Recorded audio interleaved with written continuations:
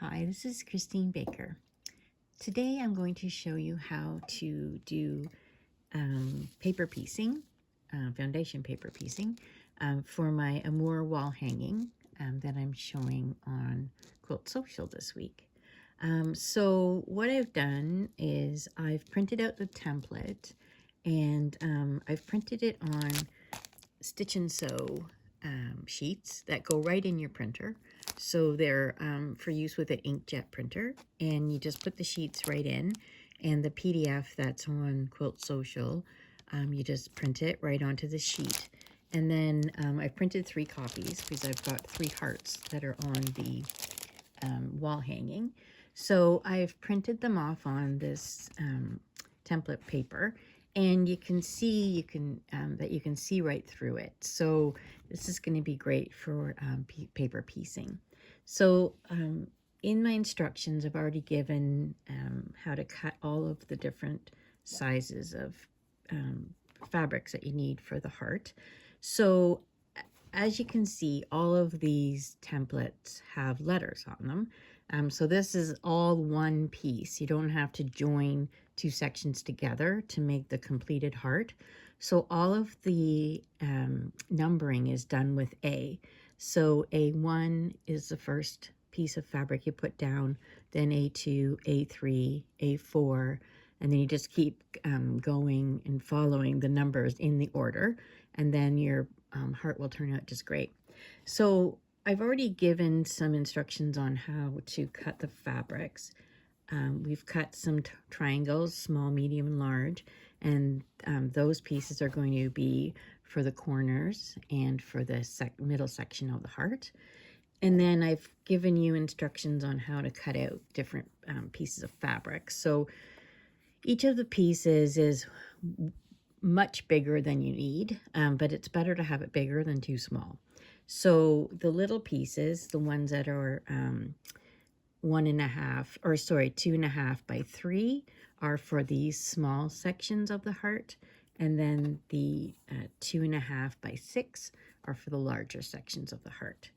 So the first thing we do when we're paper piecing is we lay down fabric number 1, so the A1 piece, and we lay it down right side up. So you want to make sure that it's covering all of the edges. So all of these are going to be the sewing lines.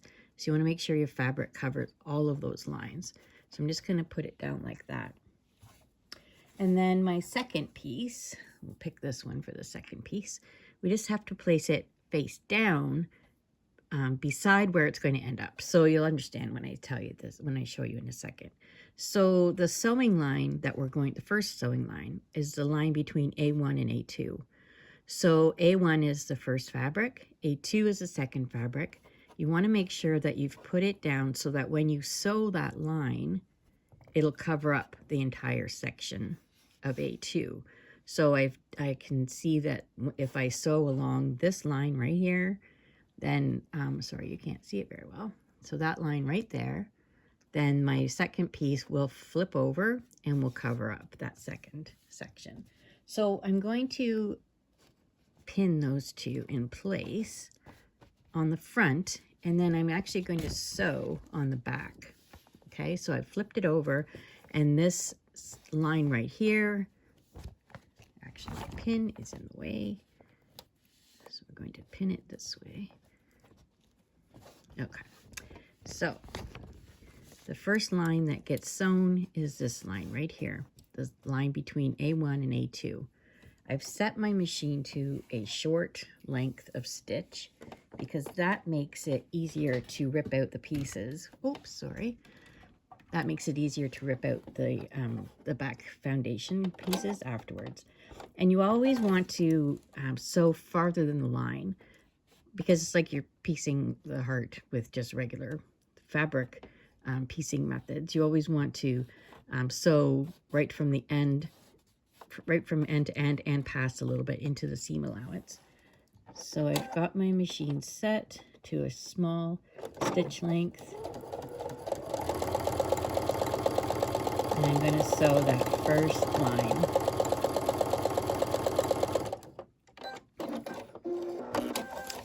So you can see the stitch length is quite short. So we're going to unpin, flip that second fabric over.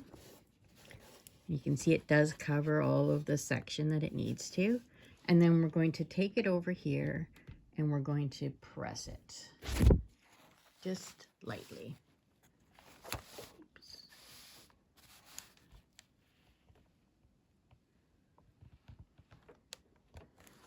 Okay, so those two ones are sewn on.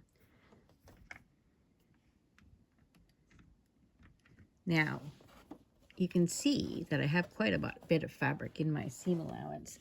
So you can always take some scissors and just cut off that extra. So make sure you bend away the foundation paper and then just trim away what you don't need. So you leave about 1/4 inch.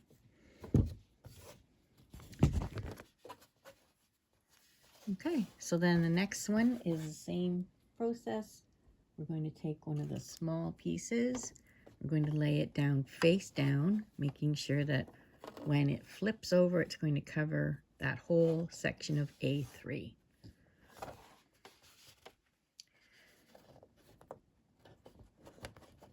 Oops. Okay, flip it over to the back and stitch.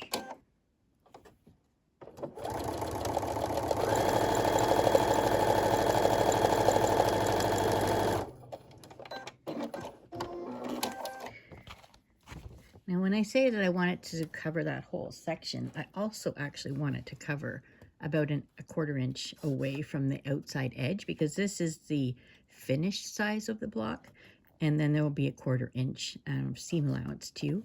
So you want to make sure when your pieces flip, then they cover up that extra 1/4 inch as well. So I'll iron this one too.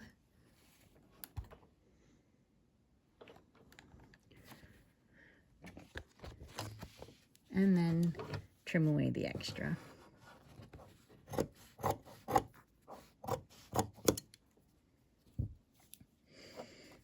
Okay, so that's 1, 2, and 3.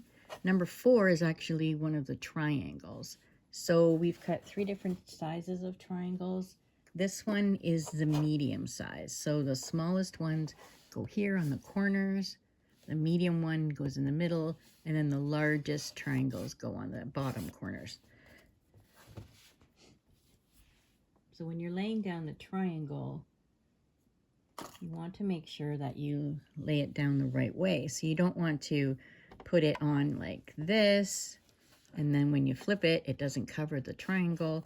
So always put it on and then flip to make sure that it's going to cover the section that you want it to cover.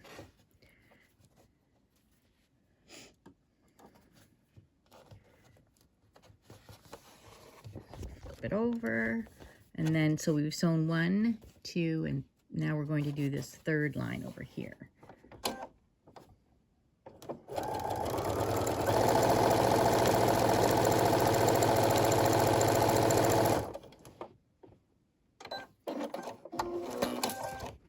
Oh, ran out of bobbin thread. I'll be right back.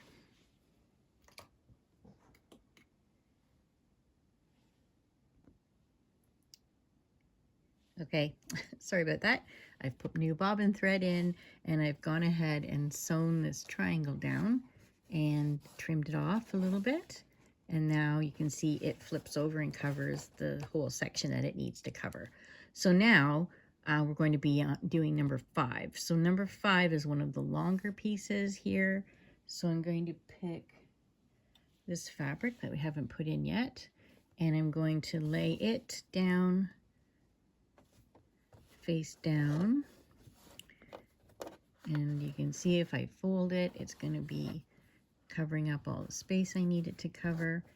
So I'll put a couple pins in this one because it's quite big.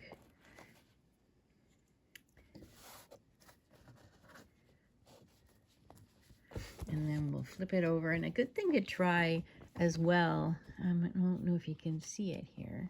Oops, I'll try to change my lighting. You can always try to see if you can see through to where the fabric is. So if you aren't sure if it's covering up the line, I don't know if you can see this, you can always put it up to the light and look through and see if you can see the edge of the fabric.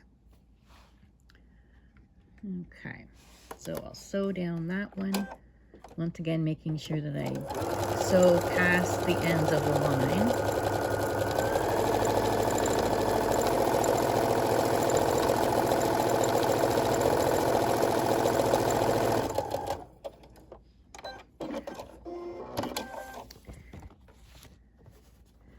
Oh, I just got it there. You can see I've got a pretty small seam there, but that's okay. And then we'll flip it and I'll do another pressing. Hi. So I've gone ahead and sewn on numbers 5, 6, and 7. And now I'm putting on number 8. So number 8 is one of those big corners and made out of the gray. So with the triangles, like I said, it's a little more tricky to make sure that you've got enough coverage. So you can see the line to sew is there, and I've got good coverage on that line. And then I already tried and flipped it, and I've got good coverage that way. So I've pinned it down, and now I can sew the line between 7 and 8.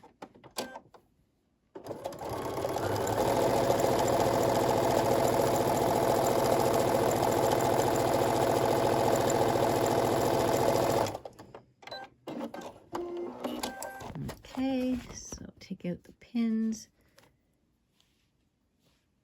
and there, covers all those edges, so that's great.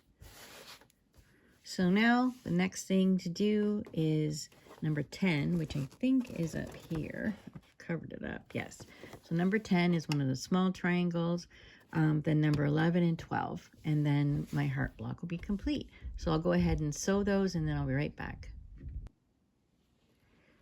So I've finished sewing all of the pieces of fabric on, and then I took and just used my rotary cutter and ruler and trimmed the block 1/4 inch past the outside line, which is the finished line. And here it is. There's my little heart block, block number 1. So I'm going to go ahead and make the other 2 blocks, and then I can sew them all together to make the top row. Thanks for joining.